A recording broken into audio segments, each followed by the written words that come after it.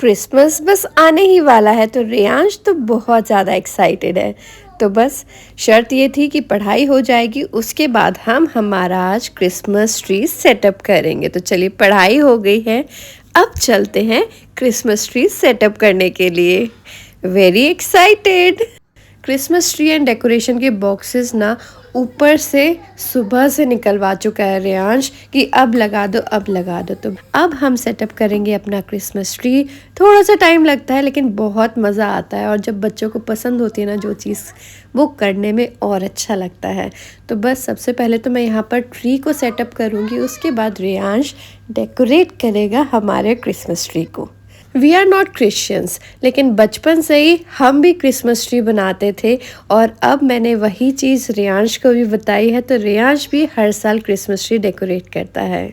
जब हम छोटे थे तो हमारे पास ऐसा ट्री नहीं था, तो हम कार्डबोर्ड बॉक्स से ट्री बनाते थे, कभी कुछ करते थे, DIY करते थे, पूरा SUPW क्लास का सदुपयोग कर लिया करते थे।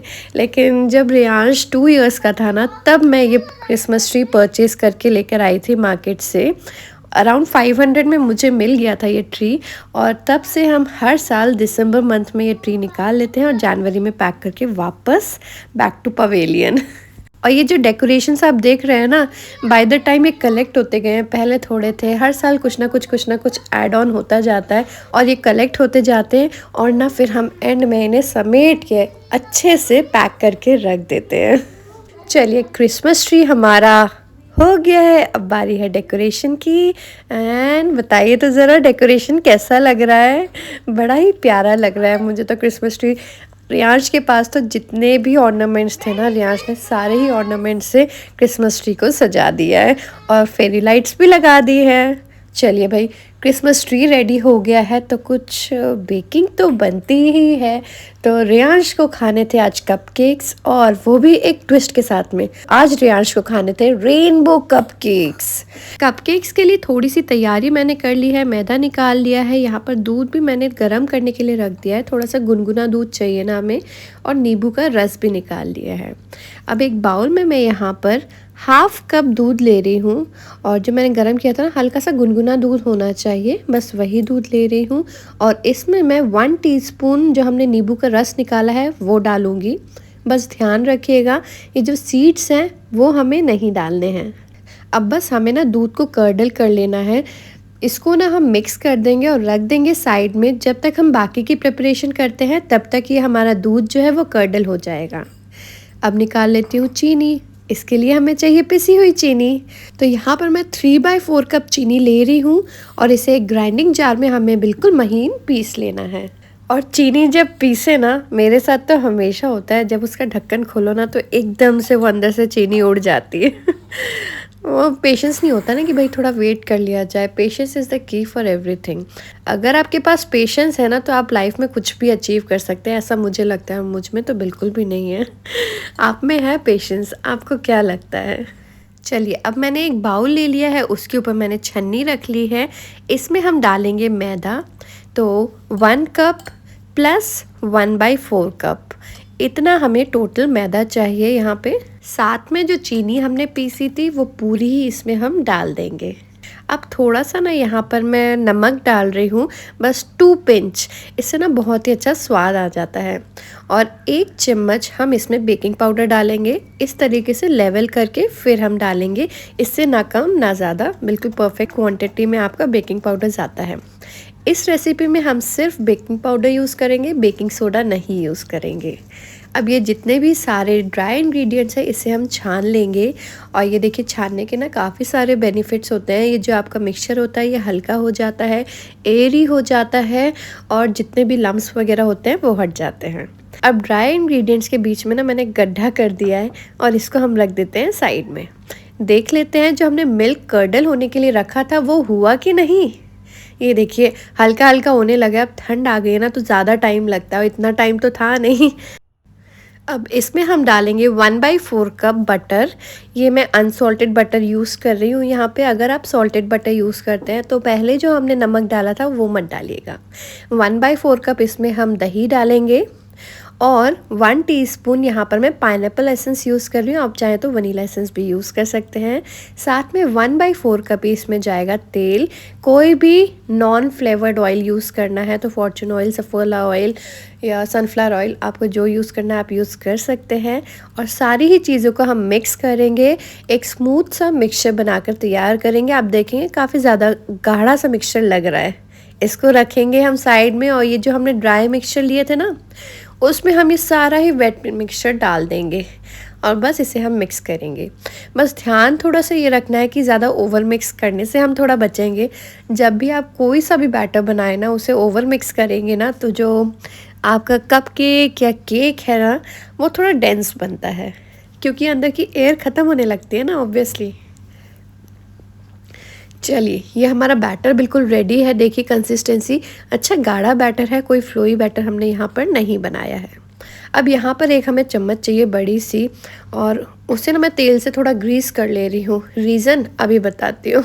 चलिए ग्रीस करके रख देते हैं साइड में। मैं अपने पिटारे से ले आई हूँ अपना एसेंस और कलर्स का डब्बा, और इसमें से हम निकाल लेते हैं थोड़े से food colours. I know food colours are not good for health, but अगर बच्चे मार्केट से रेनबो पेस्ट्रीज़ लेकर आकर खाएंगे तो उससे बेटर है घर में बना लिया जाए। तो बस मैं घर में ही बना रही हूँ। अब क्योंकि भाई रेनबो है तो भाई कलर्स डालने हैं, अलग अलग बाउल में डालने हैं ना। तो बस यहाँ 6 बाउल ले लिए, और जिस चम्मच में हमने तेल लगाया था ना, उस चम्मच की हेल्प से हम सारे ही बाउल में ना बैटर को ट्रांसफ़र कर देंगे।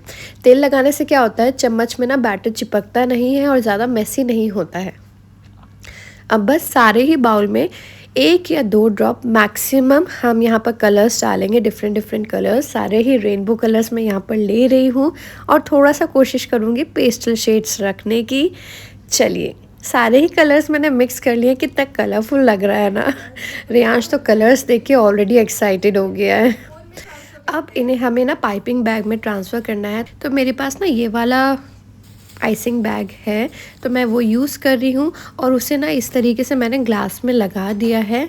और अब इसमें हम ट्रांसफ़र कर देंगे अपना येलो कलर। इसी तरीके से हम सारे ही colours different different piping bag में ट्रांसफ़र करेंगे। और ये देखिए, ये हमारे येलो बैटर की कोन बिल्कुल तैयार है। सिमिलर वे में हम सारे ही पाइपिंग बैग्स फिल कर लेंगे।